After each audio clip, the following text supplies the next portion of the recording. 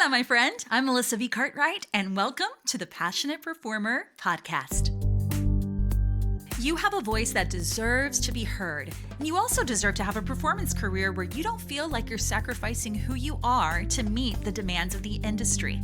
I'm a Latin singer-songwriter, actress, and voice coach with 25 years of experience, and so I get it. I understand the grind, the joys, the ups and downs, and everything in between. We cannot keep doing the same thing, expecting different results. So we are here to help you problem solve those challenges, figure out why we're feeling the way we do, and give you the next right step. We are not here to mess around. We are ready to take action. Let's go.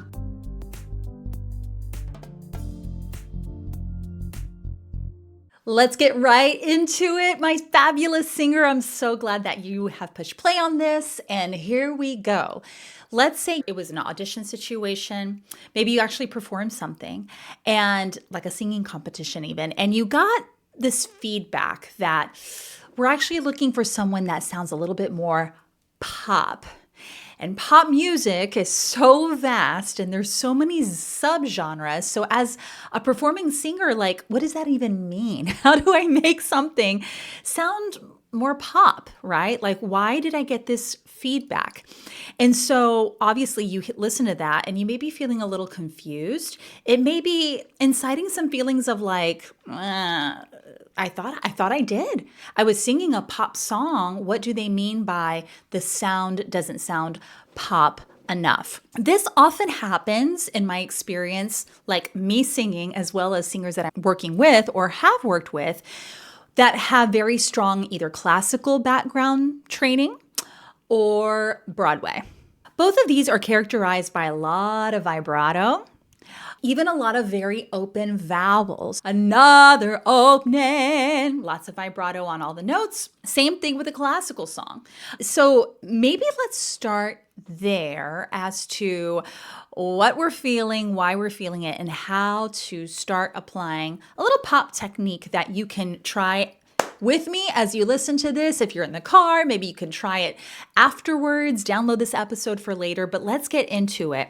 How can we start popifying our sound? I just mentioned one of the biggest culprits, vibrato. And listen, it's not that you're anti-vibrato or all of a sudden start singing everything with a straight tone.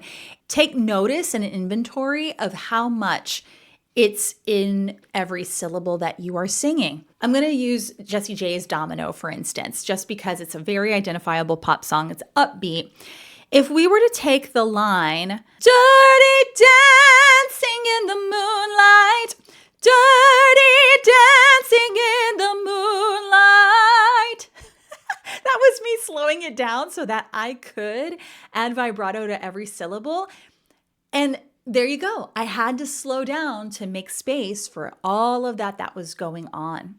And think about how rhythmic that song is. It doesn't have room for it because of the tempo. This is about the tempo of the song, right? Dirty dancing in the moonlight. I don't have time to add vibrato on every single note. So step one, check the amount of vibrato that you're using. It doesn't matter the speed of it, whether it's slower pace, whether it's really, really fast, it doesn't matter. Can you insert more moments of straight toning a note rather than adding vibrato on top of it? Yeah, so that's the first step that you can take. Let's talk about adjusting the vowels in our mouth when we sing this. If I were to go super duper tall on everything, very characteristic of classical singing, dirty dancing in the moonlight. Woo! Not only slowed down the tempo, all of a sudden my jaw started feeling a little zingy here on the hinges and adding some tension to not only the sensation, but also the sound. I felt like my sound all of a sudden got really, really heavy. Now, I'm going to say this as a caveat because I'm giving you like a wham bam voice lesson here. This obviously needs to be massaged and worked on with your voice coach when you have a little bit more breath and space with this. Anatomically, for some people, an open jaw either creates lots of tension Or if they actually try to minimize the spacing in their mouth and bite down and dirty dancing in the moonlight, like hardly moving their mouth at all, that could create tension. So you have to take into consideration the mechanics of your biology, okay? And a good way to assess this for you is, I learned this from Vocal Lab AU, beautiful group of coaches and SLPs. I'll link their information in the show notes as well. You can take your thumbs and put them right here on where you feel the hinge of your jaw. You can feel that pocket moving and getting bigger and smaller depending on how your jaw is hinging. Now, put your thumbs in there and only open up your mouth just wide enough to where you feel that hinge, that pocket, that jaw socket fit perfectly around your thumb. I'm trying to make sure that if you're listening to this, you can also follow the sound of my voice. If not, you can always check this out on YouTube as well. Okay, this for me, if you're watching on YouTube, that's as big as I need to open my mouth. I don't need to open my mouth really any wider than that to try to achieve any big sound or open sound. Dirty dancing in the moonlight.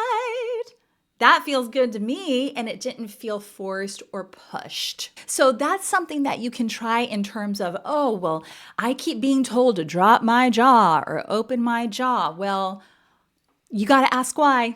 Why am I constantly being asked to do this?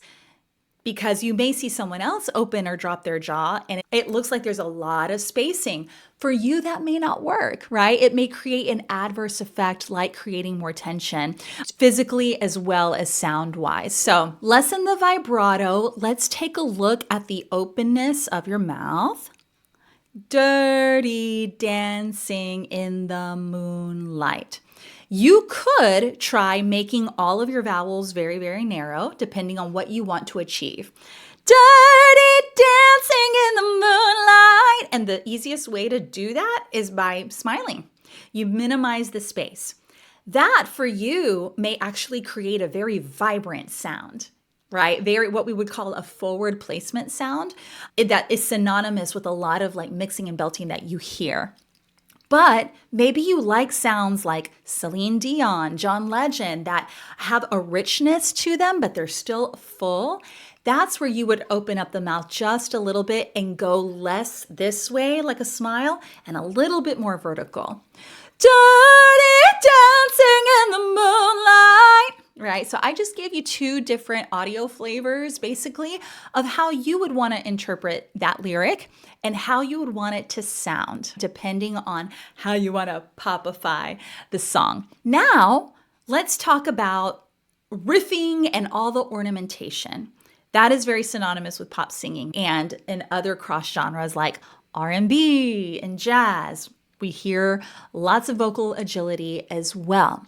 If you're hearing this and you're like, oh man, no, I'm not a good riffer, stick with me because I'm going to give you something very, very simple that you can add that makes it sound as though there's lots of flexibility or you're adding an ornamentation or decoration to the sound that you are singing. Something we call a grace note. 2 notes. Oh, you have a starting point and an ending point. And you just either move up or you move down. Dirty dancing in the moonlight. Light. Now we call it grace because a lot of times it moves pretty quickly.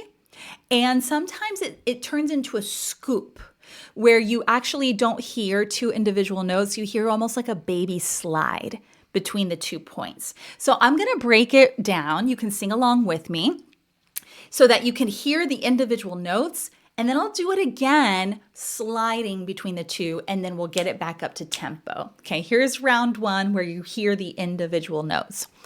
Dirty dancing in the moonlight. All right, did you hear all the notes in that? Awesome. Now we're gonna blend them and slide between the 2 note points. Dirty dancing in the moonlight, light. And when I do that one, I actually kind of like going into my head voice on that second note on light, because then it creates this vocal flip. We hear artists like Olivia Rodrigo, Billie Eilish, all sorts of people love to do this. This is also synonymous with a lot of what country singers do in a yodel as well. So you're going to add a little more emphasis on that first note and then pull back, flip into head voice, and it creates that yodel-like sound. You want to try that? I'm going to speed it up just a hair. Ready? 5, 6, 7, and dirty dancing in the moonlight, light, light. There it is. I was like, wait a second, I want to do it too. All right, now we're going to go up to tempo. 5, 6, 7, and dirty dancing in the moonlight. Take me down like I'm a domino. Don't know if those are the right lyrics. I need to go fact check, but you get my drift, right? You can start all of those phrases with practicing how much vibrato you want to add or actually take out, because we need a little bit less for popifying a sound. Number 2, what vowel placement? How do you want your vowels to shape in your mouth so that it creates the desired sound result? Do you want it to be a little bit more bright, more in your face? Or do you want it to be rich, velvety, with more openness in the mouth? And then number 3, simple ornamentations like a grace note. I'm gonna let you get all fancy schmancy if you wanna add more riffing patterns. And if that's something that you're interested in, we actually have all sorts of modules and videos inside of the Passionate Performer program to help you really get clear and clean with your riffs, with your runs, so that you can add as many as you want to in your original music and also sing them like your favorite artist. So if that's something that you're interested in, be sure to check that out in the show notes as well. The next time you are told, I'm so sorry, you sound a little, you don't sound pop enough. Now you know how to add all these stylistic flavors to your song. So I hope this is a wonderful starting point, something that you can immediately practice as soon as you finish listening to this. If you found this helpful, my friend, would you do me a favor and please give it a rating, leave us a good review, share this episode, take a screenshot of it and share it with your friends and be like, oh my gosh, remember when they told you in this audition that you sound too Broadway? Listen to this. And we love Broadway, but it's not appropriate for every single singing circumstance that you are in. And I want more than anything for you to be an adaptable singer, no matter what you're called upon to do, what it is you want to go after. I want you to have all the resources at your disposal so that you can shape and shift and sing in ways that feel most like you. All right, my friend, happy singing y nos vemos in the next episode.